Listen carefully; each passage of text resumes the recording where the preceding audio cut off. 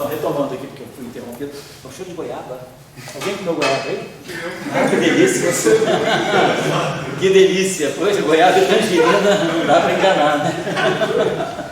Não é que eu também sou do interior, minha cidade é a cidade das goiabas também, esse cheiro, meu Deus do céu, que delícia. Você trouxe de Viçosa essa?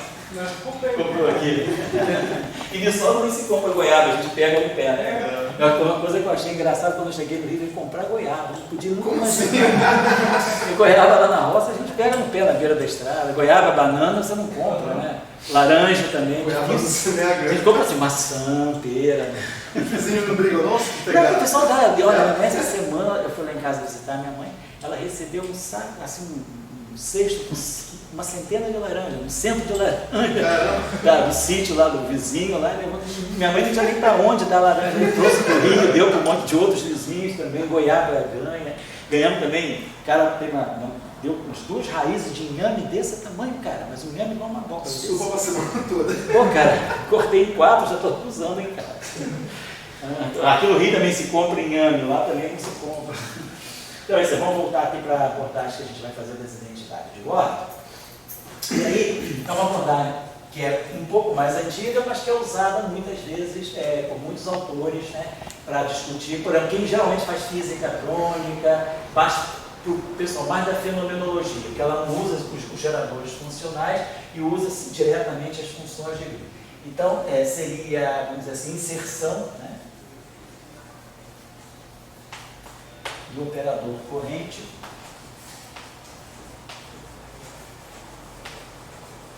nas funções de grego.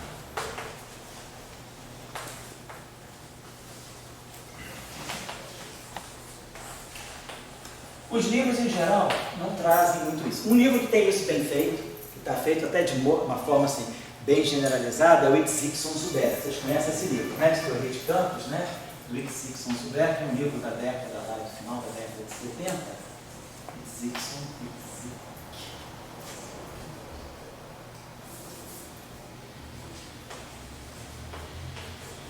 Zuber. Ele tem um capítulo em que ele faz as identidades de ordem por esse método. Olha só a prática. Bom, então, vamos lá. Nós temos, então, a ideia, nós temos uma corrente conservada, classicamente. Nós temos esse operador de corrente, que é essa corrente aqui que é conservada. Vamos supor que, correntes conservadas. Caso global também é. E vamos supor que a gente queira estudar essa função de Green de 2 pontos. Uma função de Green que vai envolver a corrente conservada, quer dizer, uma função de Green, uma função de correlação entre a corrente conservada e os campos. Vamos pegar primeiro um campo só para a gente ver como funciona.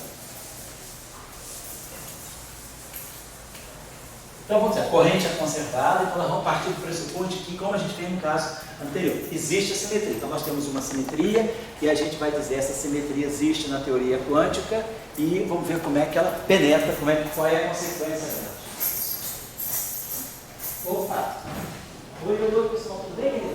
A Rosana está no chute aqui. Já legal, tá bom? Oi, pessoal, tudo bem? Tudo bem? Quinto andar. Quinto, ela está lá. Legal? Um abraço aí. Aí eu falei para a semana que vem que eu vou falar no que a gente faz. É isso.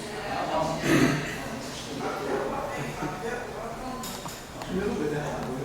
Agora que eu assisti isso aqui. De novo.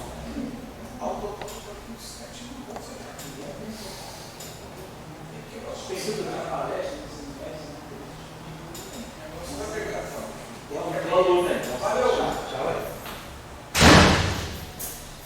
Então a gente vai supor que tem a simetria e vamos ver as consequências. A simetria, tanto na teoria quântica, como é que a gente vai ler uma outra forma de ler as identidades de ordem.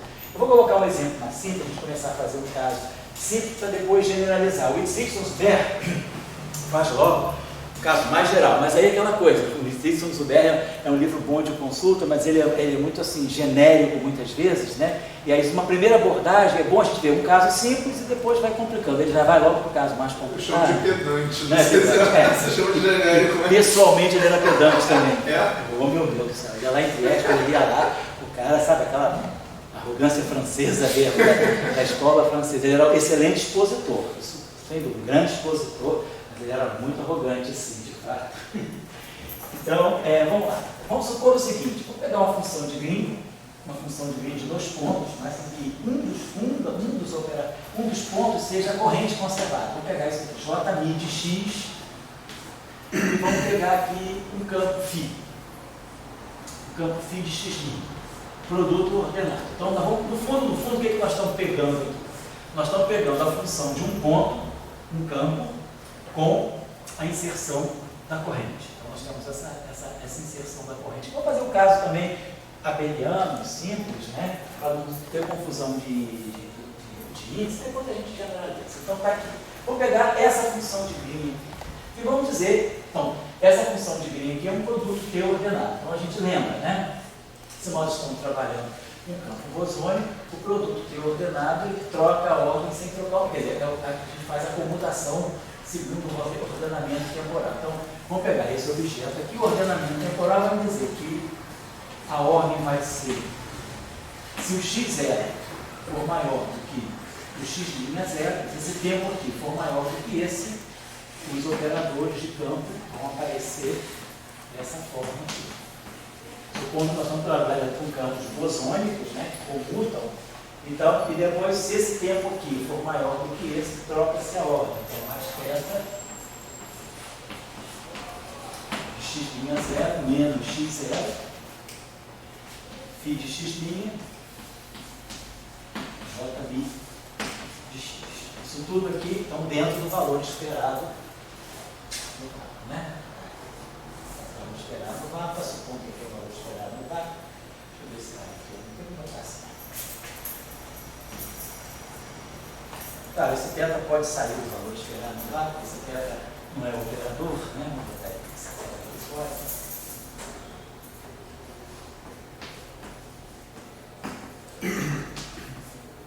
Muito bem. Vamos supor, o que garante a simetria? A corrente ser conservada. Lembre-se que agora a gente está falando de operadores, então nós estamos na versão já, vamos dizer, segundo quantizada. Nós estamos na versão de campos quânticos. Então essa corrente aqui, para nós agora, vai ser um operador. Vamos dizer assim, no caso só para a gente ter uma ideia, no caso da QED, quem é a corrente? Só para ter um exemplo, né? Quer dizer, a corrente aqui é um operador formado, né, a partir dos campos. Como a gente sempre faz? A corrente é um operador quadrático nos campos, né? Então, lembrando, corrente clássica, quem é a corrente clássica? Jmi é dl, dmi, φ, e aqui, vamos dizer assim, a variação do φ, vezes φ. Se for o caso abeliano, né, vamos dizer assim, se for o caso não abeliano, tem uma matriz aqui. Se for o caso abeliano, quer dizer, essa corrente aqui, se for o caso abeliano, só para ter uma ideia. Então, aqui vai aparecer o operador de momento e aqui o campo. Então, a gente coloca o normal order. Lembrando, então, que do ponto de vista quântico, a gente coloca o ordenamento normal. Só para lembrar que essa corrente é um operador. Mas tudo bem, vamos fazer isso aqui. Então, está dentro do valor esperado no vácuo. O que importa para nós, se tem simetria, é que a corrente seja conservada. Então, vamos tirar, na verdade, a grandeza que nós vamos estar calculando é isso aqui. É o DI desse operador aqui. Vamos calcular isso aqui. Então, isso aqui vai ficar o DI disso tudo que está aqui, mais o DI disso tudo que está aqui. Então, tirando DI. Estamos tirando, então, o que isso está querendo dizer na verdade? Se a corrente é conservada, o que a gente espera é que a gente veja a conservação através das funções de Green. As funções de Green, quer dizer, quais são os objetos que a gente tem na teoria prática? As funções de Green. Então, se as funções de Green, se essa corrente for acoplada com as funções de Green, a conservação da corrente for acoplada com as funções de Green, o que sai daqui? Então, vamos dizer que a gente calcule essa grandeza aqui. Eu estou querendo desenvolver esse lado. E aí, estou expressando agora assim.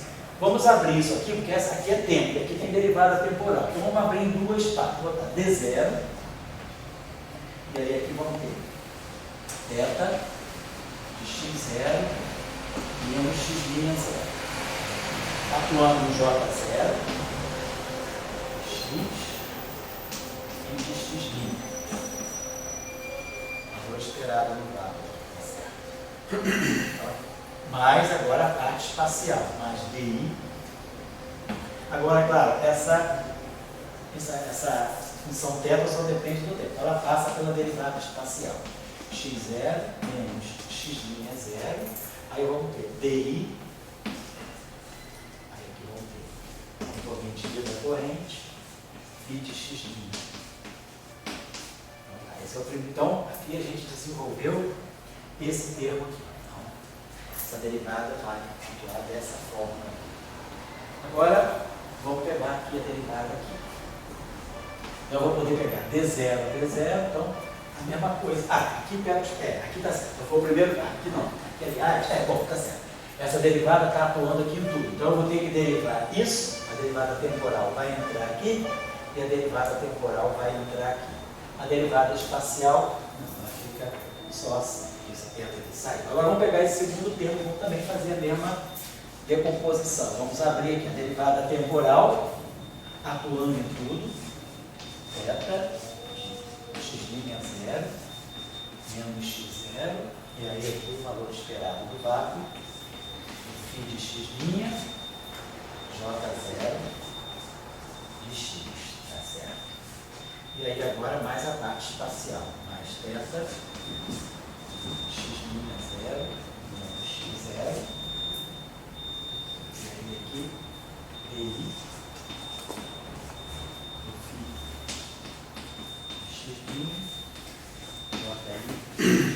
tá? Então, faça a segunda parte ficou assim. Muito bem. Agora, vamos desenvolver essa derivada temporal aqui primeiro.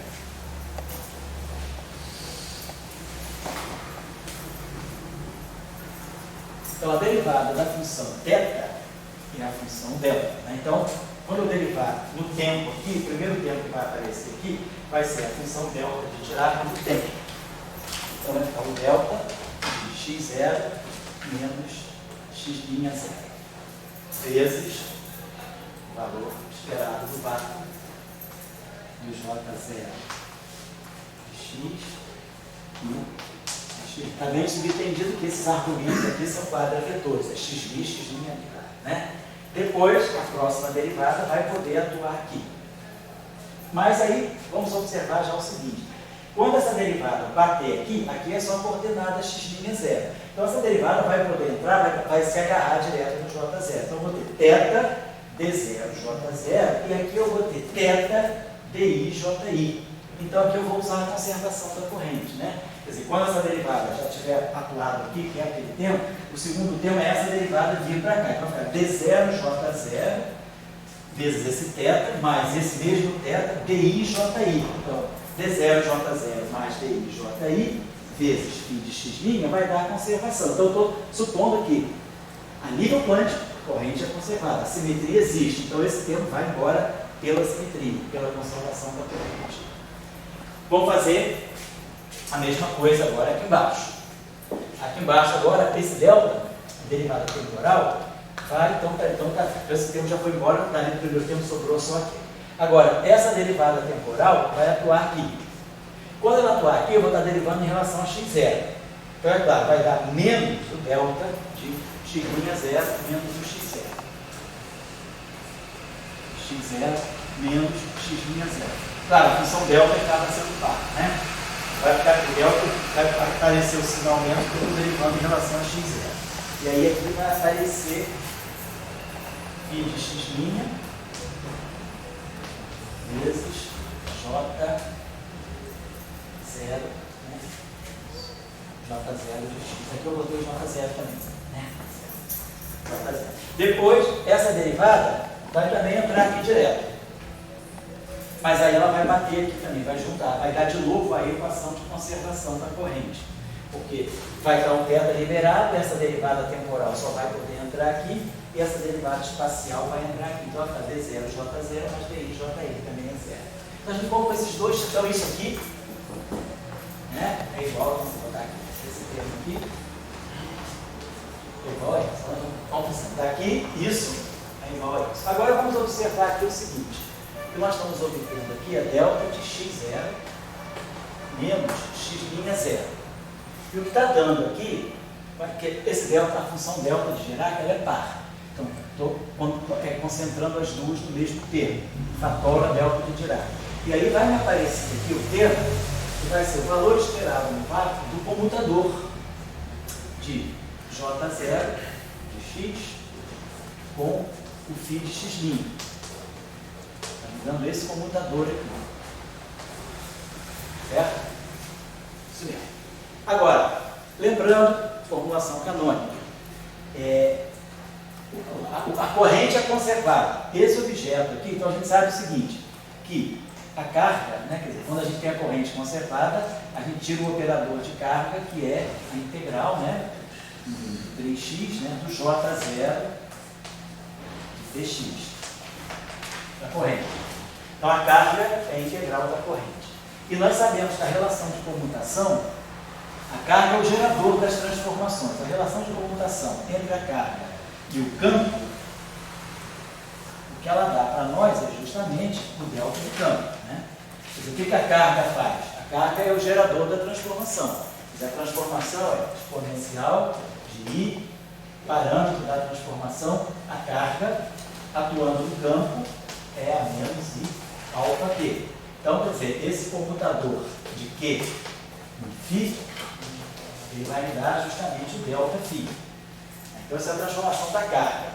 Nesse caso aqui, o que nós temos é o comutador da corrente. Lembrando que essa corrente aqui, deixa eu apagar aqui, essa corrente, na verdade, como é que ela é composta? Essa corrente aqui é dL, D, né? Quer dizer, na verdade, estou pegando a componente zero da corrente, dL, D φ ponto, vezes φ, no ponto x. dL, D φ ponto é um momento canônico. Então, essa corrente aqui, ela tem a seguinte estrutura. O momento canônico, vou botar aqui só para a gente ter uma ideia. Aqui vai aparecer o momento canônico do campo φ no ponto x, quer dizer, tx, né, x', vezes o campo φ no ponto x. Só que, observe que o delta de Dirac aqui me obriga a que esse comutador só vá contribuir quando os tempos forem iguais. E aí, a relação de comutação a tempos iguais é essa aqui, o momento do campo, né? X, com o campo φ de x', tomado a x0 igual a x'0, isso aqui dá para nós I delta 3, H cortado igual a 1, delta 3 de x menos x'. É a regra de comutação canônica, né? Na verdade, menos, né? Porque a regra de comutação é x, né?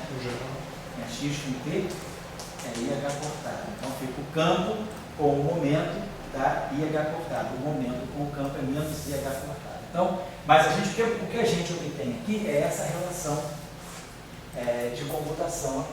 Então a gente vai obter aqui, vamos ver aqui, né? Menos relação a isso. E aí vai sobrar esse φ aqui. Então, claro, o comutador que eu tenho é isso aqui. Na verdade, os campos comutam. Então, o que eu tenho aqui é J, porque o campo só não comuta com o seu momento, mas os campos entre si comutam para intervalos de tempo tipo espaço. Né? A gente sabe que a regra de comutação canônica também é φ de x' a tempos iguais, não só para tempos iguais, mas qualquer separação tipo espaço dá zero. O campo não comuta com o seu momento. Então, essa relação aqui ela está sendo assim, J0, na verdade, é o momento em x, vezes o campo em x, vezes o campo em x', menos o campo em x', vezes o momento, a corrente momento em x e o campo em x. Então, aqui, esse campo aqui, esse campo aqui então a gente vai ter, vou botar isso aqui para cá. Esses dois campos aqui comutam para tempos iguais. Então eu posso escrever isso aqui, fatorando, botando φ de x, φ de x', φ de x. O que eu fiz aqui foi poder comutar os campos a tempos iguais, não tem problema. Menos φ de x', φ de x, φ de x. Então a gente fatora esse φ de x aqui atrás, e aí a gente está tendo a relação de comutação entre π e φ, ou entre menos a relação de comutação entre o φ e o π. Então, aqui a gente vai ter, na verdade, né, menos o comutador do φ de x', com π de x exato, com π de x, a tempos iguais, e claro, isso tudo aqui vezes φ de x. Então, esse comutador aí dá menos i delta 3. Então, isso que está aparecendo aqui, né, esse comutador aqui, é isso aqui, a estrutura da corrente, vezes o φ de x', menos o φ de x', a estrutura da corrente. E aí, agora, usei o fato de que os campos comutam a tempos iguais, então, vamos fatorar esse φ de x aqui para trás, né? Eu passei esse φ de x' para frente, passei esse φ de x para trás. Comutei aqui. Então, ficou φ de x para trás, e aí eu pude fatorar esse comutador aqui, que vai dar i, então ele vai produzir menos i delta 3 de x' menos x, vai dar o delta, agora o delta espacial. A relação de comutação em tempos iguais, então tal, essa relação de comutação canônica que aparece aqui. Da relação de φ, né, com φ. Então a relação, ela tem esse sinal menos aqui, mas essa relação de comutação aqui é I delta 3. Então o I delta 3 vai se juntar com esse aqui. Então isso aqui vai dar para nós, na verdade, o delta de novo, né? O delta de Dirac, em 10 dimensões, em 4 dimensões. A parte espacial se junta com a parte temporal, ela vai produzir para nós aqui um delta 3 de x menos x', tudo quadridimensional. E aqui vai dar para nós, simplesmente, esse comutador aqui se reduziu a esse ponto aqui, a esse campo aqui, que virou o delta 3 e aqui ficou um campo. Então ficou o φ de x. Então, na verdade... Não sei se o I é relevante, mas... Oi? O I é relevante? Bom, nesse caso, esse I é relevante, sim, mas só que tem uma coisa, talvez eu tenha esquecido, né? Também, que quando a gente faz a corrente carrega aquele I. Que ela geralmente, o que é a corrente? A corrente é a derivada do Lagrangiano em relação ao campo, né? E a variação do campo. E aqui é a variação do campo. A variação do campo, em geral, é I, parâmetro, φ. Então, a corrente carrega esse I. Entendi. Então, a corrente carrega esse I, e aí eu tenho um outro I que vem da relação de comutação, então esse I pode sair. Então, a gente ficou com a seguinte relação, na verdade. Deixa eu apagar isso aqui. Vou trocar o resultado aqui. O resultado simples para uma função de um ponto, mas ficou o seguinte. Então, dmi da função de Green de um ponto é a função de Green de um ponto, porque eu tenho um campo só, com a inserção da corrente. Então, aqui eu insiro a corrente e aqui tem um campo.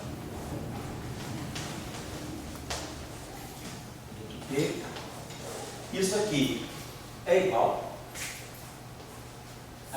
ao delta de x menos x', e aqui a função de um ponto de x. A gente aqui colocou dmi, né? Essa derivada aqui, claro, é na coordenada x. Tá? Essa derivada aqui é na coordenada x, x' menos x'. Então, essa função de Green, com a inserção da corrente, isso é para a função de Green de um ponto. Ou seja, se houver quebra de simetria, se a simetria não for conservada, se a corrente não for conservada, é claro que eu teria termos novos. Então, eu vou verificar, o primeiro teste da simetria vai ser, eu pego a função de Green com um campo só nas linhas externas, quer dizer, estou pegando essa função de Green, um ponto na linha externa, e vou introduzir aqui a inserção da corrente. Então, eu vou criar, vamos dizer, em ordens perturbativas, o que a gente tem é uma função de um ponto com a inserção da corrente, o que a gente faz aqui. Coloca essa corrente aqui. Verifica, calcula esse gráfico, eu sei a estrutura da corrente, vou colocar aqui os propagadores que estão associados aos campos da corrente, vou calcular esse gráfico de Feynman aqui, e depois, claro, como tem essa derivada, eu vou contrair com o momento associado a essa linha aqui. Quer dizer, no espaço dos momentos, eu vou ter a contração desse momento com essa função de Green, desse momento que está aqui. Isso aqui é o que está me dando a quadra de divergência. Se houver assimetria, essa função de Green vai ter que ser. Eu calculo a função de Green de um ponto, sem inserção nenhuma, eu calculo essa função de Green de um pontos. E aí calcula agora a função de Green com a inserção da corrente. Se houver essa relação aqui, se isso aqui for igual a isso, eu estou verificando. Então é a forma mais simples que tem. Claro, isso aí eu estou fazendo para a função de um ponto. A tarefa que a gente pode fazer, e ela é uma tarefa simples também, só é longa, mais longa um pouco, mas vamos fazer isso para a função de 2 pontos. Vamos pegar agora como é que fica a identidade de ordem se eu pegar uma função de 2 pontos. Vou inserir a corrente J' de x no campo φ de x' vezes um campo φ de x duas linhas. Então agora vamos ter que fazer o produto P de 3 campos. E aí vai dar o quê? Vai dar 6 termos, né? Eu suponho, quer dizer, vou ter esse tempo aqui é maior. Então posso colocar assim, essa função de esse ordenamento temporal seria assim, θ de x0 menos x'0, θ de x'0 menos x'0. Então, supondo que esse tempo é maior do que esse e esse é maior do que esse. Aí a ordem vai ser J' de x, φ de x', φ de x'. Agora, posso ainda manter esse tempo aqui o maior, mas esse aqui trocar a ordem, então ainda vai aparecer o tempo que vai ser θ de x'0 menos x'0. Aí vai ficar θ de x', menos x', J' de x, φ de x duas linhas, φ de x'. Vai dar 6 termos. Aí agora eu vou supor que esse tempo aqui é maior. Depois vem esse, depois vem esse. Vai ficar esse cara na frente, esse vezes esse. Depois, ainda mantendo esse tempo maior, eu posso supor que esse é maior do que esse. Vai dar os 4 termos. Agora os 2 últimos termos. Coloco esse tempo como sendo maior. Aí eu ordeno esse campo na frente. Aí digo, esse tempo é maior do que esse, mantendo esse na frente, eu posso trocar esse tempo. Então vai dar 6 termos. 6 termos das funções θ. E aí, a gente vai tirar, fazer a mesma coisa que a gente fez ali. Cada termo vai se abrir em 2. Então vão ficar 12 termos. Que a gente vai ter D0, J0, DI, JI. Fazendo a mesma coisa. Gerando as funções θ, as funções delta, e trabalhando os comutadores. Então, essa relação, no final de tudo, ela vai ter a mesma estrutura. Ela vai ser derivada do J', fica essa função de Green agora de 2 pontos. O que eu teria agora seria uma função de Green de 2 pontos com a inserção da corrente. E aí, se a simetria foi implementada a nível quântico, quer dizer, esse gráfico, essa função de Green aqui, vai ter que bater com algo parecido. Só que agora, claro, em vez de aparecer a função de um ponto, vai aparecer aqui uma combinação de funções delta, né? Fica delta de x menos x', aí vai ter o propagador φ, e depois vai gerar um outro termo que vai ser o delta de x menos x duas linhas, e aí o propagador φ também, só para as coordenadas, as ordens trocadas, né? Mas então a gente vai poder expressar essa função de Green aqui em função de propagadores, de funções de Green de 2 pontos, sem inserção da corrente. Se essa identidade é verificada, então nós temos a simetria implementada. Quer dizer, se houver anomalia, né, a gente vai ver onde é que a anomalia é a violação dessas identidades de ordem. Então, quando há anomalia, né, quer dizer, o que vai acontecer é que vai aparecer aqueles termos que nós desprezamos aqui, que eram termos do tipo, nesse caso aqui, aparecia o D0, J0 e o DI, JI. Aparecia esse termo aqui, certo? Que nós desprezamos, de x0 menos x'0. Aí aparecia aqui DMI, JMI aqui dentro, e o φ de x'. Então, se houver anomalia, a anomalia está aqui. Então, a gente vai ter a violação da identidade de ordem, vai vir porque vão aparecer termos extra desse tipo aqui. Então, isso mostra que a identidade de ordem foi violada e, portanto, a gente vai ter a anomalia. Então, a anomalia é assinalada pela violação dessas identidades de ordem, pelo aparecimento justamente desses termos aqui. Se há uma anomalia, DMI e JMI é um operador. No caso, por exemplo, da corrente quiral, o operador de anomalia é o F, né? É o FF'. Então a gente tem um operador de campo aqui que vai ser inserido aqui, que vai dar anomalia para nós. Então eu só queria colocar para vocês que essa é uma forma que muitas vezes em muitos trabalhos aparece também a identidade de ordem. Ela não aparece sob a forma de relações diretas entre funções de língua, como nós fizemos no caso anterior, mas ela vai aparecer sob a forma da inserção da corrente nas funções de língua. E aí a gente vai estar verificando se a teoria quântica tem essa simetria, quer dizer, esse operador de corrente, isso aqui, que é a conservação da corrente, classicamente isso aqui seria zero, quanticamente isso aqui está dando essa relação entre essa função de Lie e essas funções de Lie. Só queria deixar o conceito com vocês. Se alguém quiser ver a forma geral para N campos, é só pegar o de Sixton-Zuber. Tá? Só tem uma dúvida numa passagem. Quando a gente derivou na terceira linha do quadro da direita, aí a gente atua com as derivadas dentro das correlações e aí você usou a conservação que a gente está supondo da corrente. Mas por que a gente não derivou também dos campos? Porque a gente é um produto, não é? É o produto, mas essa derivada aqui, ela só atua nessa coordenada. Ah, derivada na coordenada X só.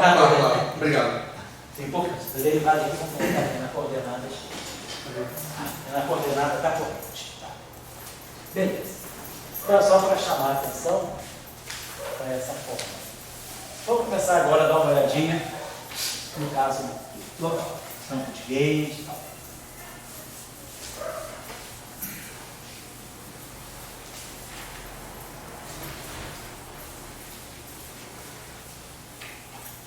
Fazer o seguinte, aqui.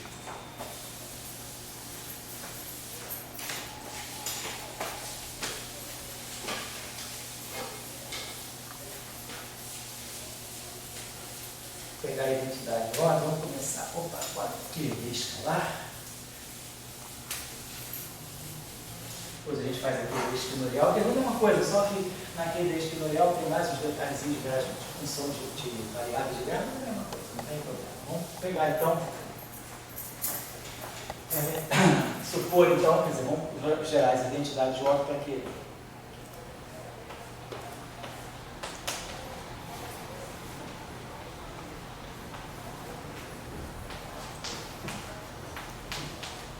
pegar primeiro aqui a escalar.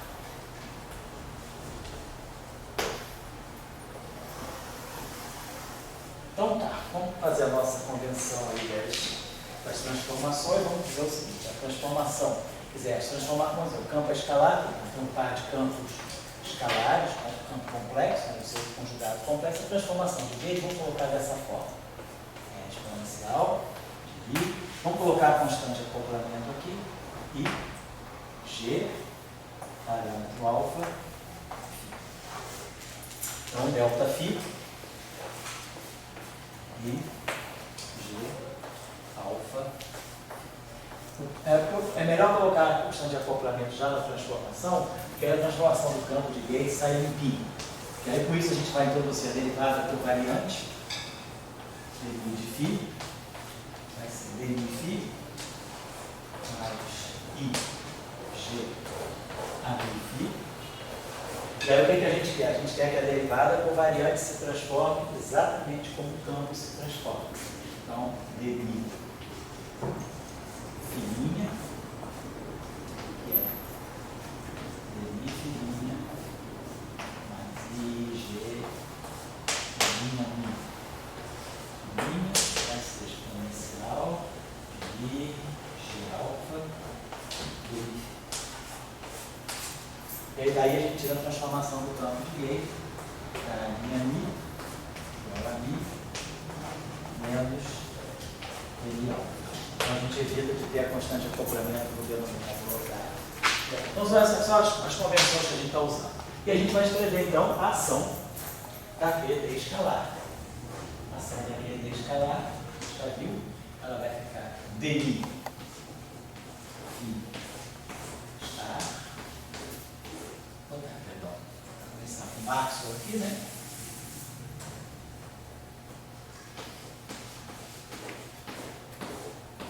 Aí lembrando, nós estamos lidando agora com uma teoria de gauge. Então nós temos que introduzir o gauge fixo.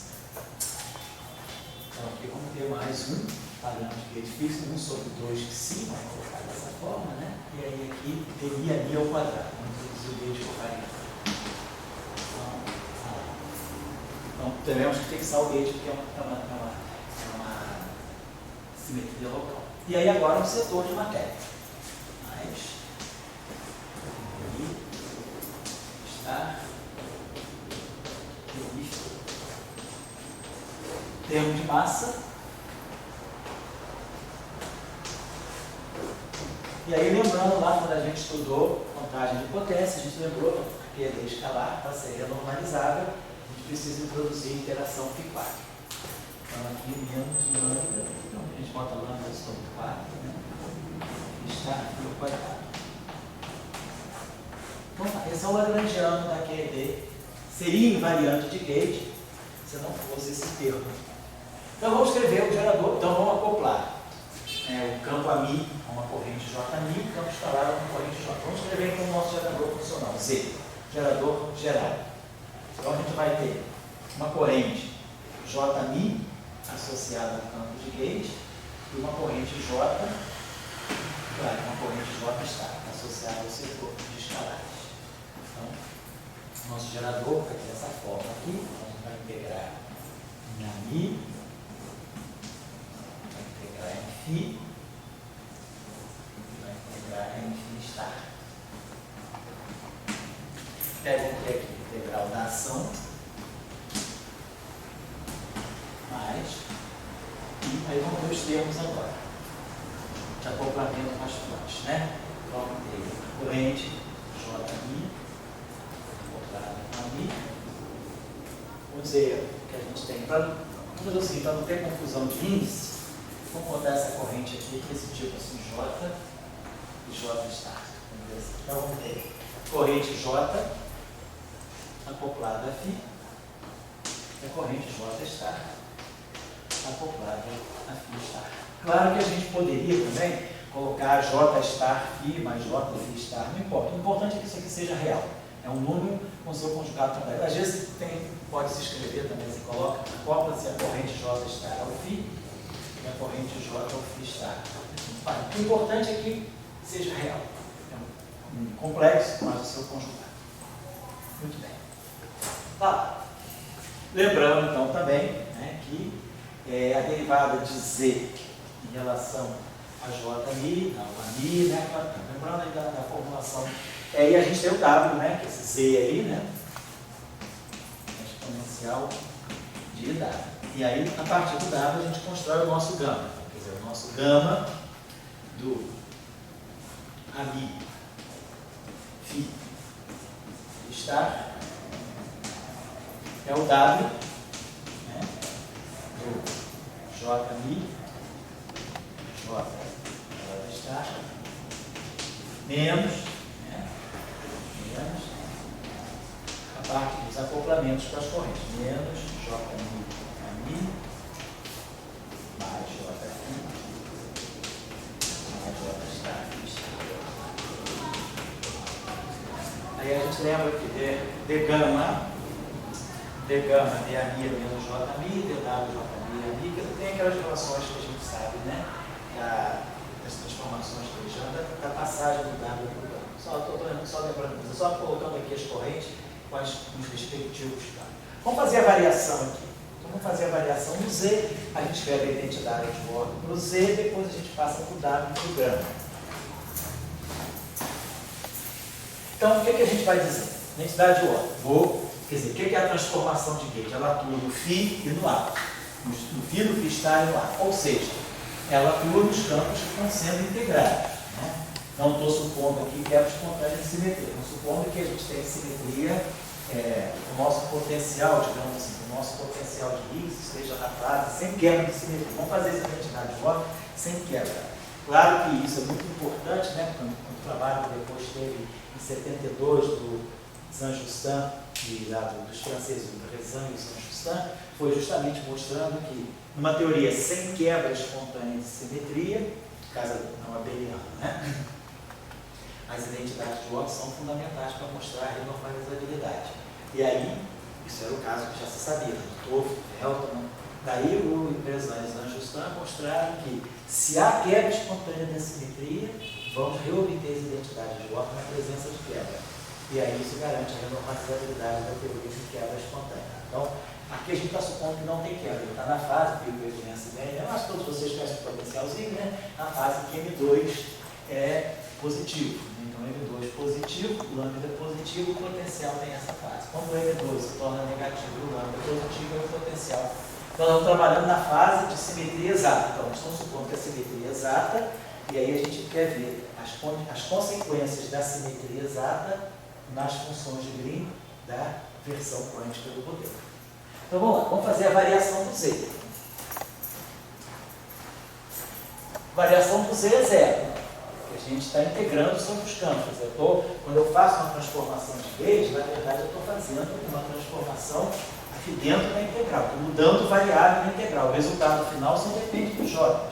Então o J é blindado das transformações de Gauge. As transformações de Gauge são em cima dos campos. Esse elemento de volume aqui, quer dizer, o elemento de medida de integração, é invariante de Gauge, né? Porque isso aqui é dmi estar, isso aqui é o dmi. Quer dizer, essa medida de integração, a variação dela só depende do parâmetro alfa que eu posso incorporar nessa constante aqui. Então, não temos problema com a medida de integração. Não tem problemas aqui. Então, quem vai ser a variação do Z? A variação do Z vai...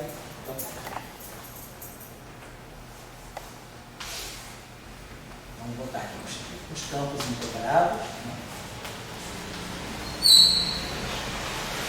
A variação... Toda variação vai ser a variação dessa exponencial, mas a variação do exponencial é exponencial vezes a variação do expoente. Então a gente mantém a exponencial aqui quietinho. Mas aqui vamos botar os termos de corrente, mais os termos de corrente. Só para não ficar escrevendo. Então, isso tudo.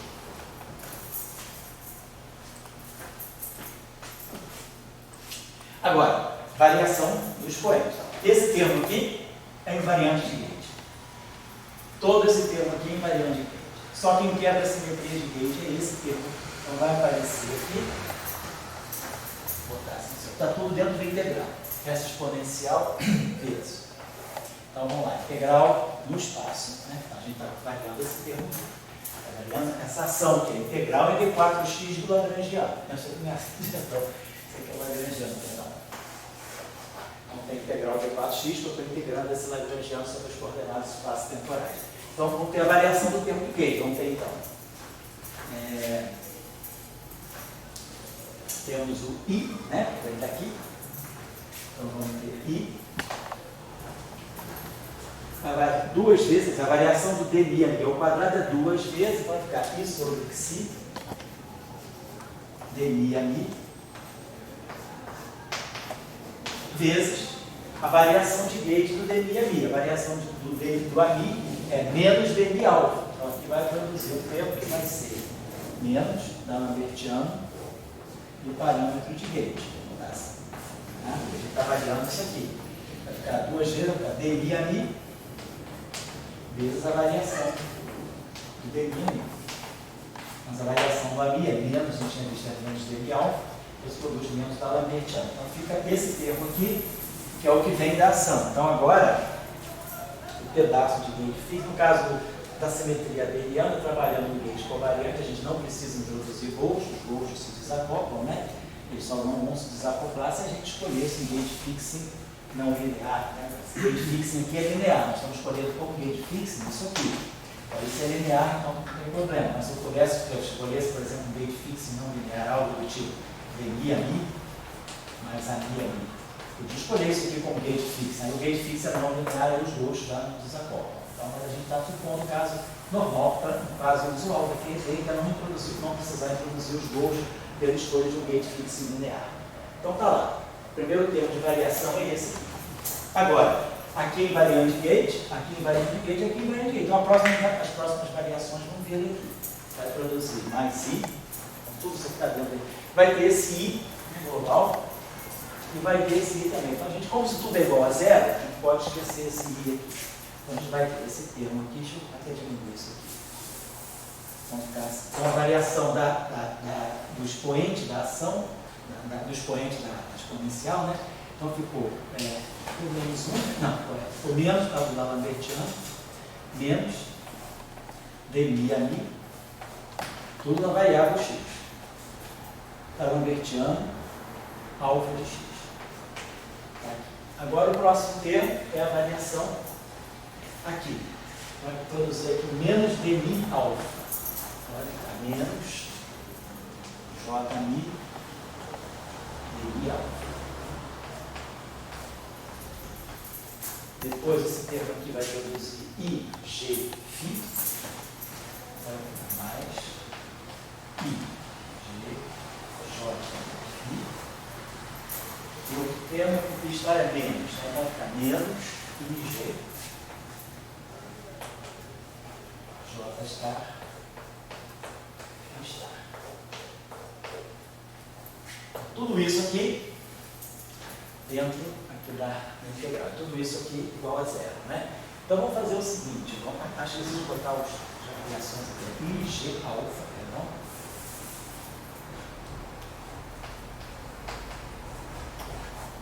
Aqui menos ig alfa.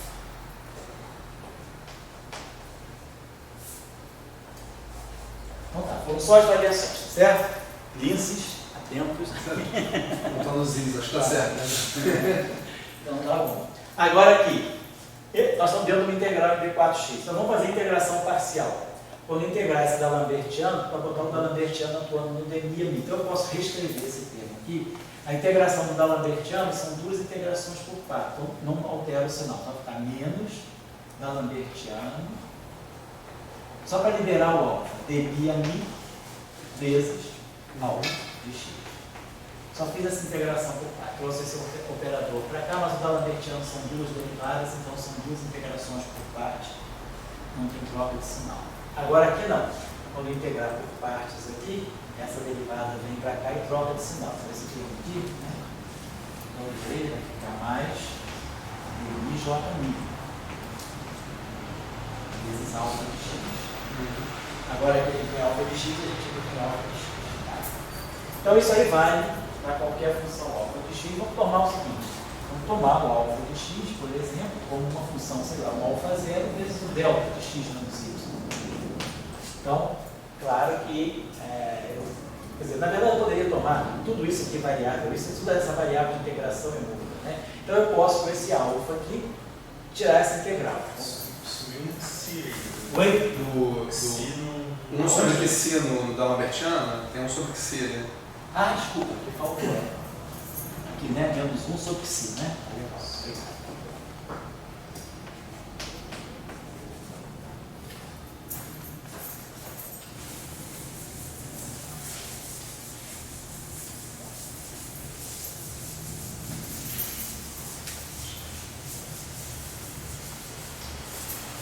Então a identidade de ordem já está praticamente pronta. Vamos só dar uma forma ela voltada para os geradores. Né? Então, o que nós temos aqui, então essa escolha, eu posso escolher esse alfa, vai matar essa integral. Então nós vamos ter o seguinte, menos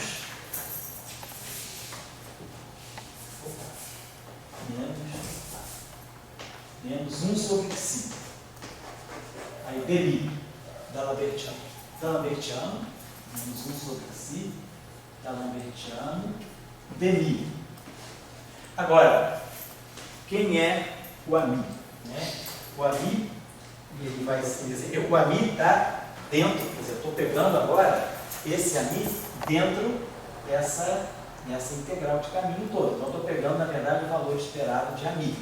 O valor esperado de ami, se a gente lembrar bem lá, quando eu derivar o z em relação ao jmi, o que a gente produz é o i a mi. Né? Que vocês vão lembrar da exponencial, que é lá i d4x, né?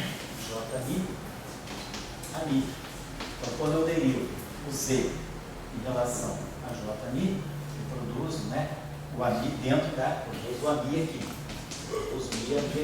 Então, isso aqui, esse ami que está aí, que está dentro da integral de caminho, ele é a variedade derivada de z em relação a, tem um fator i, né? Então isso aqui vai ficar, então então, desculpa aqui, derivada de Z em relação a J mi é mi ami.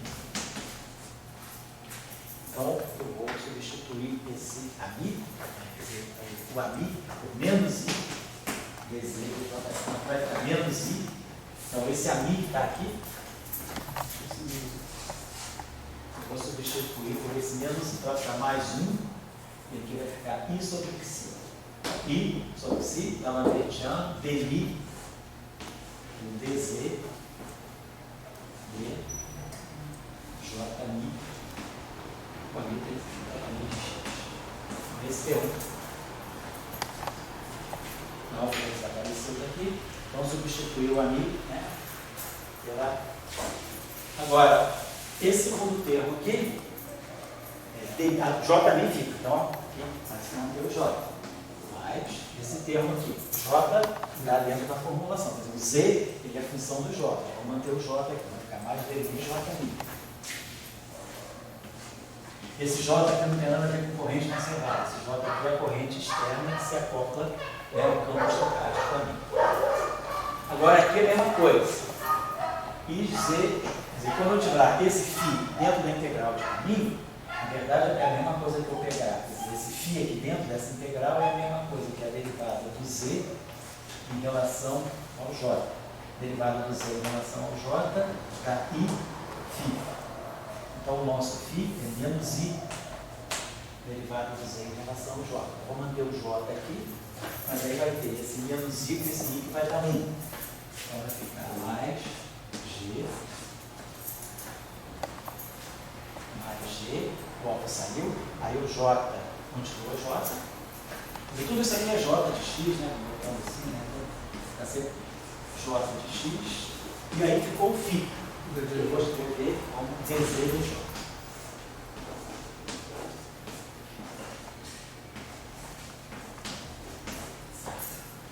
E aí agora, finalmente, esse termo aqui.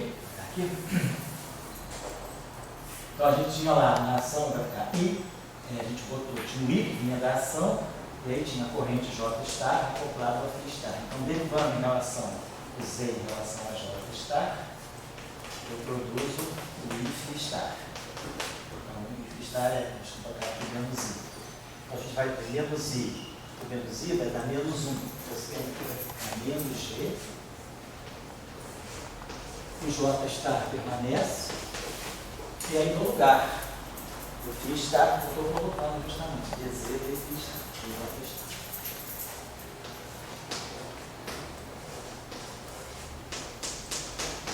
Então, essa seria a identidade. A partir daí, claro, agora começar a derivar em relação às correntes para tirar as funções de linha.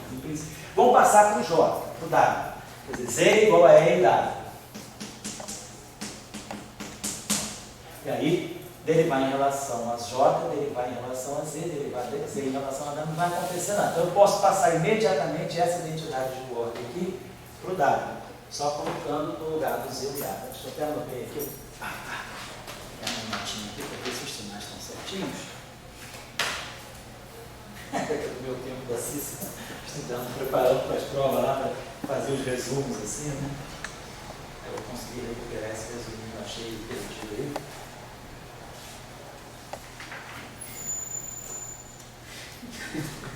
Fico um pouco de inveja agora, porque Por quê? minha facilidade de perder esses resumos que eu fiz é tão grande que... Não, isso que eu guardei, né? Eu sabia que um dia eu ia ter que dar aula.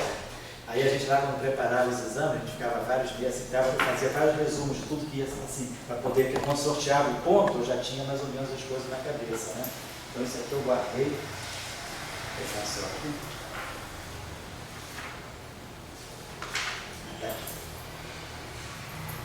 Isso sobre Xi, Hamiltoniano, menos dj mi, aqui tá, mais gj, menos gj está. Aí passando para o outro aqui, a mesma coisa, só que no lugar do Z é só colocar o W. Porque o W, o Z exponencial do W, então não vai acontecer nada. Vai sobrar uma exponencial global que é zero, então vai ficar isso aqui. Aí agora é passar para o gama. Aí é só lembrar que dW, dj, né, é o ami.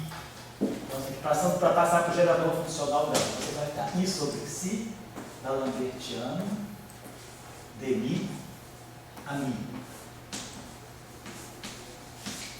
O J é menos a derivada do gama em relação ao A. Então isso aqui vai ficar menos di, aí a derivada do gama em relação ao ami. Isso aqui é lembrando que o J é menos a derivada do gama em relação. Lembrando só da relação entre W, né? Que o gama é W menos Jφ. A estrutura é essa, né? Então, quando eu derivo o gama em relação ao campo, eu ganho menos a corrente. A corrente é menos derivada do gama. Depois aqui, a mesma coisa, eu vou colocar aqui, a corrente aqui é menos G.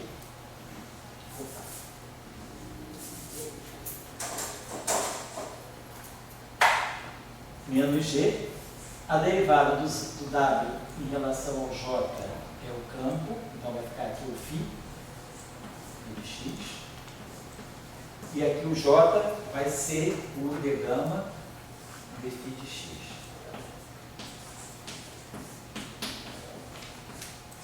E depois aqui vai ficar mais, né? Esse J, esse cara aqui vai pegar o sinal mesmo, vai ficar mais G. Esse cara aqui fica o φ estar. Esse cara aqui fica d gama dφ estar. Então a gente escreveu essa identidade O para o funcional gama. Bom, claro, a gente vai preferir trabalhar com o funcional gama, porque quando a gente faz renormalização, né, geralmente a gente, quando vai renormalizar, a gente quando vai jogar contra termos na ação, a gente pega, é sempre mais interessante trabalhar com o gama também, porque o gama são aquelas funções de linha computadas. Na próxima aula a gente vai rever isso direitinho, só para poder botar os fatores corretos. Mas a identidade O é essa aqui. Então, isso aqui é a expressão da simetria de gauge da eletrodinâmica escalar. Na próxima aula a gente faz a eletrodinâmica escalar, não tem problema, é só ter cuidado com as variáveis grasmanianas, como tirar a derivada, comutar, tem sinais menos por causa da estrutura anticomutativa dos campos termônicos, né? Mas basicamente vai ser essa estrutura também, tá? Isso aqui vai ser igual no QE escalar, e aí o que vai mudar aqui vai ser aqui vai ser a derivada do campo gama em relação ao psi, e aqui vai aparecer o campo psi, e aqui vai ser a derivada em relação ao fonte fermiônica associada ao psi barrado, e aqui vai aparecer o psi barrado, mas a estrutura é a mesma. Agora, se a gente faz, por exemplo, vamos fazer só para fazer um testezinho. Vamos derivar, por exemplo, essa expressão aqui em relação vamos fazer a derivada funcional em relação a um ani. O incidente tem, então, em relação a um ani de y. A gente deriva isso aqui em relação ao ani de y e no final torna os campos iguais a zero. Eu vou derivar funcionalmente em relação a ani e depois vou tomar todos os campos nulos. Faço a derivada e depois tomo os campos nulos. Claro, essa derivada aqui, até quando eu derivar em relação a ani, o ani vai entrar aqui. Vai sobrar esse φ, não tem como esse φ sair. E a mesma coisa, quando eu derivar em relação ao potencial de gauge, esse termo vai sobreviver com o φ estar. Quando eu colocar campo nulo, então não vai aparecer. Então a primeira operação que eu vou fazer é derivar essa identidade de ordem, quer dizer, essa identidade de ordem, essa expressão para tirar a primeira identidade de ordem, que é a identidade de ordem do campo A. Então, derivando em relação a A e tomando a campo zero, esses termos não vão contribuir nessa etapa. Então, quando a gente for derivar em relação aqui,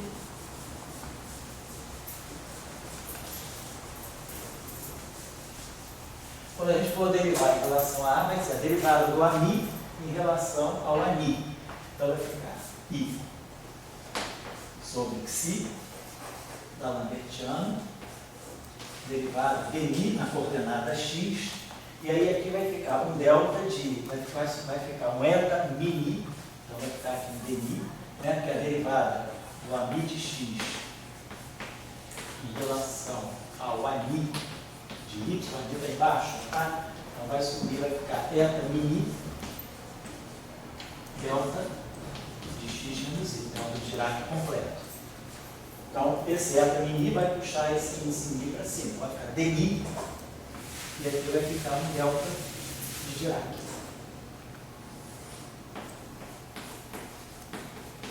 Esse termo eu derivei. E aí, quando eu derivar esse aqui, vai ficar menos dmi, aí agora vai ficar derivada segunda do gama em relação ao ami de x, ao ami de y.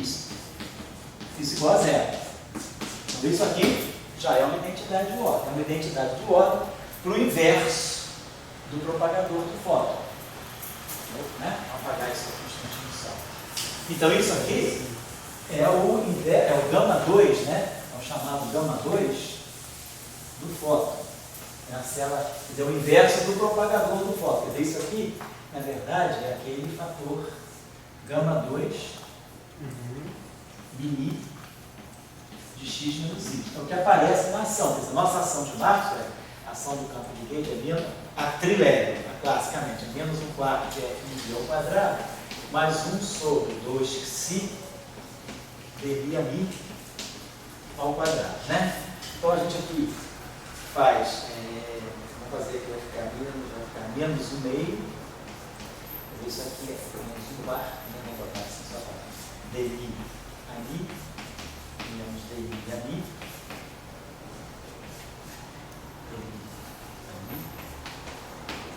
só que eu estou colocando isso por quê? Porque quando a gente escreve a ação, a gente vai escrever, se a gente, quando tem a ação clássica lá, a gente tem a ação, tem o campo, aqui o operador de campo em geral, aquele operador que pode ser D'Alembert-Young, e aqui o φ. A gente bota sempre essa estrutura. Esse cara aqui é o inverso do propagador, é o inverso disso. Então isso aqui é o gama 2. Então, o gama 2 é o termo operatorial que aparece na parte quadrática do lagrangiano. Então esse aqui, agora, esse cara aqui, é o gama 2 já da teoria completa. Então você está levando em conta correções quânticas. Então esse, na verdade, aqui está representando isso aqui. É como se fosse a parte que se acopla. Ali, isso aqui é o gama 2. Então, quando a minha ação começar a receber correções quânticas de loop, ela vai, as funções de 2 pontos, quer dizer, o cálculo da polarização do vácuo, vai começar a me rechear isso aqui. Eu vou pegar o valor clássico, classicamente é isso aqui, vamos tirar aqui. Mais 1 sobre 2xi, dmi ali, vou botar assim, né? Então, esse termo aqui vai ficar esse com esse igual a esse com esse. Vai dar um fator 2 menos 1/2. Então, depois, esses cruzados aqui, esse com esse também vai ficar dmi ami, dmi com dmi ami, vai ficar dmi ami, vai ficar dmi ami, dmi ami. Depois vai ficar esse com esse e esse com esse. Esse aqui vai ser igual, vai ficar dmi ami com dmi ami, então a mesma estrutura, mi. Então vai dar o fator 2. Depois esse aqui vai cruzar com esse, e esse aqui vai cruzar com esse, dando também de novo o fator 2. Vai ficar menos dmi ami, dmi ami. Então tá, confusão. Esse com esse e esse com esse são iguais, estão aqui depois. Esse com esse e esse com esse são iguais, estão aqui. E aí a gente faz agora a integração por partes, então esse termo aqui fica menos ami, D'Alembert-Young, ami, eu posso botar D'Alembert-Young eta mimi, ami, D'Alembert-Young eta mimi, esse termo aqui. Eu integro por partes, vai dar o D'Alembert-Young, mas isso aqui é diagonal, vai ficar ani. Então isso aqui é ani. Esse termo aqui eu posso jogar para cá, para integrar por partes, vai ficar mais, né? Vai ficar mais ami, dmi, ami. Beleza. Então, ficamos com essa estrutura. Aí aqui vai ficar esse sinal menos aqui, menos 8, vai ficar mais aqui, menos aqui. A gente ficou com essa estrutura aqui, no meio, ami. Aí, D'Alembert-Young, eta mimi. Vamos dizer, esse aqui é o eta mimi. D'Alembert-Young, eta mimi, menos dmi ali, é D'Alembert-Young, aquele operador de projeção, né? Operador transverso, eta mimi. E esse termo aqui, vai ficar, quando eu integrar por partes, vai dar um sinal menos, vai ficar menos 1 sobre xi. Eu fatorei 2 aqui, vai ficar menos 1 sobre xi, ami, D'Alembert-Young, aí o operador longitudinal, ômega mini ali. Então, isso aqui é o meu gama 2 clássico. Do lagrangiano clássico. Isso aqui é o gama 2. Gama 2, quer dizer, a função gama 2, ela é o coeficiente da parte quadrática do campo, né, na ação clássica. Claro que agora, com correções quânticas, eu vou jogar coisas novas aqui. Vai aparecer gama 2 clássico, que é isso aqui, mais, vamos dizer assim, um delta, gama 2 mini, que vem das correções quânticas. Mas não importa, isso aqui é clássico. Esse cara aqui não, esse cara aqui é tudo, é o clássico, mas todas as correções quânticas. Isso aqui vale todas as ordens finitas em teoria de perturbação. Agora, o que a gente está observando aqui? Dessa expressão que a gente está obtendo, será que a gente consegue enxergar que as correções quânticas não engordam uma parte do Não, dá para tirar dele? Daqui que a gente vai tirar isso. Maravilha. O que a gente vai tirar? Porque olha só, o que é isso aqui? Vamos tirar esse objeto aqui, que é o gama 2. Vamos tirar a divergência, então o gama 2 clássico é isso aqui. Se eu pegar o gama 2 clássico, o trilé, vou botar assim, mini, ele é isso aqui, ele é D'Alembertiano, vamos botar D'Alembertiano, eta mini, vou botar assim, menos demi, menos 1 sobre si, esse aqui é o eta mini, D'Alembertiano com a eta mini, aí aqui vai ficar demi sobre D'Alembertiano, acho que esse D'Alembertiano cancela, então D'Alembertiano, eta mini, menos demi, e agora a parte do grade fixo, menos 1 sobre si, aqui é demi sobre D'Alembertiano, o D'Alembertiano cancela, então ficar demi. Então ficou, fica D'Alembertiano, eta mini, menos 1 mais que si, 1 mais 1 sobre si, não é isso? Demi. Então esse carinha aí é a parte, quer dizer, esse carinha aqui é o clássico. Agora, vamos tirar o demi disso aqui. Se a gente tirar o demi disso aqui, vai ficar D'Alembertiano. Vamos tirar o demi disso aqui. Que aqui eu tenho demi, né? Deixa eu tirar o demi, na verdade. Sobrar um índice. Isso aqui está sobrando um índice. Então vamos tirar pegando qual estão pregando? Pegando gama 2 clássico. E vamos tirar a quadra divergência dele. Vamos tirar o demi dele. Então vai ficar, o primeiro termo vai ficar o demi disso aqui, vai ficar D'Alembertiano demi. Depois esse termo aqui também vai me dar menos D'Alembertiano demi. E depois esse termo aqui vai produzir menos 1 sobre si, isso. Esse aqui vai ficar, na verdade, menos 1 mais 1 sobre si, D'Alembertiano demi. Então esse termo aqui cancela esse. Então o que está sobrando para nós? 1 sobre si, D'Alembertiano demi, 1 sobre si, D'Alembertiano demi.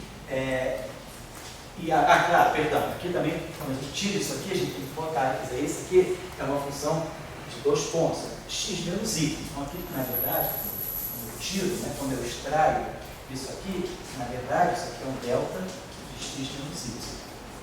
O gama 2 é isso aí, o gama 2 de delta de x menos y. Então, quando eu atuar com essa derivada aqui, eu vou estar produzindo exatamente 1 sobre si, D'Alembertiano demi, e esse delta que está aqui. Então, a menos desse fator aí que eu devo ter errado no campo, né, pode ser. Se a gente corrige, isso é fácil.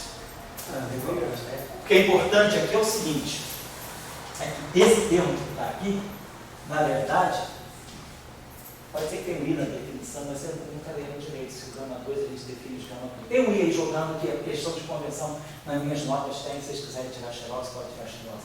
Mas vocês acham de livro. O que é importante é o seguinte: é que isso que está aqui é o demi, está sobrando aqui, ó, é o demi D'Alembertiano do delta. Então isso que está sobrando aqui é o demi do gama 2, assim, demi do gama 2 mini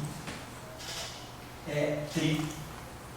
Então o que a gente está mostrando? A gente está mostrando que dmi pega a parte longitudinal. Esse cara aqui tem uma parte transversa e uma parte longitudinal. A parte transversa é aniquilada pelo dmi, por causa do dmi θ mini igual a zero.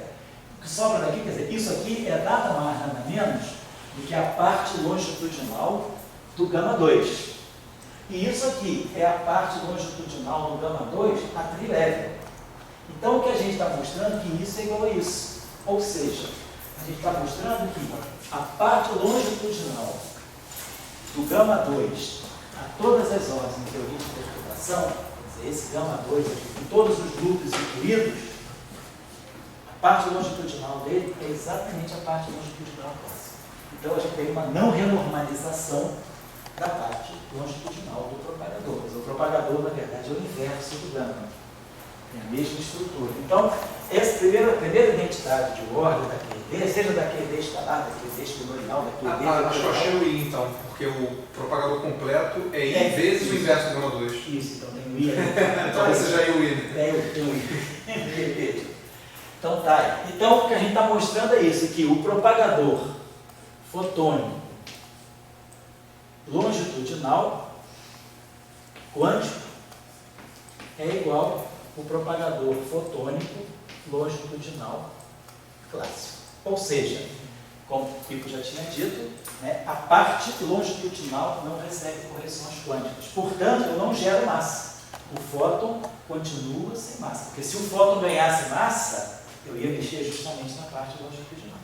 Então, o que a gente está garantindo é que as correções quânticas na QED, vocês poderiam perguntar, mas quando eu começar a calcular núcleo, será que isso aqui não vai gerar uma massa para o fóton? A gente está garantindo que não. A simetria de Gauge não vai deixar de gerar massa para o fóton, porque a parte longitudinal, que é quem engordaria com a massa, ela se mantém a mesma na teoria clássica. Então, esse é o primeiro resultado da identidade de ordem da QED escalar. Tem aí? Na próxima aula, então, a gente vai pegar essa identidade de ordem, que a gente apagou aqui, e vai começar a derivar para poder tirar a relação agora de vértices. A gente vai poder derivar mais oportunamente para tirar outras relações entre vértices e propagadores, depois entre vértices e vértices. Quer dizer, na QED escalar, nós temos, né, quando a gente renormalizou a QED escalar, o que a gente observou? A gente observou que gerava os tipos de divergência eram dois fótons, isso era divergente. Dois campos escalares, quer dizer, a regra, né, o grau superficial de divergência era 4, menos o número de linhas externas de fóton, menos o número de linhas externas de φ. Então, se eu tenho duas linhas externas de fóton, eu tenho uma divergência quadrática. Duas linhas externas de φ, uma divergência quadrática também. Depois, a gente podia gerar divergência que era desse tipo aqui. Três fótons não, por causa do teorema de Furry, por causa da conservação de conjugação, a conjugação de simetria de conjugação de carga. Aí a gente podia ter uma divergência assim, um φ, um psi e dois φs. Dois φs e um psi dava uma divergência linear. Depois a gente podia ter uma divergência também assim, 4 φs, que a gente até incluiu o termo lambda F4 por conta disso. E, em princípio, a gente poderia ter essa divergência também. 4 linhas externas de φ, tal divergência, seria daria uma divergência logarítmica. Mas nós vamos provar na aula que vem, justamente usando as identidades de ordem, que essa divergência não existe por causa da identidade de ordem. A identidade de ordem vai dizer que essa função de Green aqui, ela já é finita. A gente vai mostrar por quê. Aqui a gente já pode mostrar uma outra coisa também, que pelo power counting, essa função de Green aqui, gama 2, ela está associada a duas linhas externas. Gama 2 tem duas linhas externas de A. Então ela tem 0 linhas de φ e 2 de A. Então ela é quadraticamente divergente. Só que, como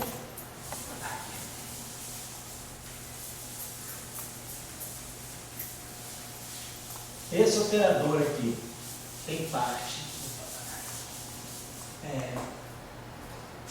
as correções quânticas, que a gente está querendo dizer, né? Quer dizer, as correções de loop, a partir de um loop em diante, esse cara aqui, ele é puramente transverso, porque a parte longitudinal é a parte de trilevel.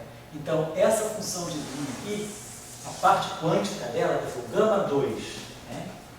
A tri-level, ele tem a parte, que é essa parte clássica aqui, né? O gama 2 completo, vamos dizer assim, é o gama 2 a nível clássico, mais o gama 2 que vai receber correções quânticas. O que a gente mostrou é que a parte longitudinal do gama 2, né,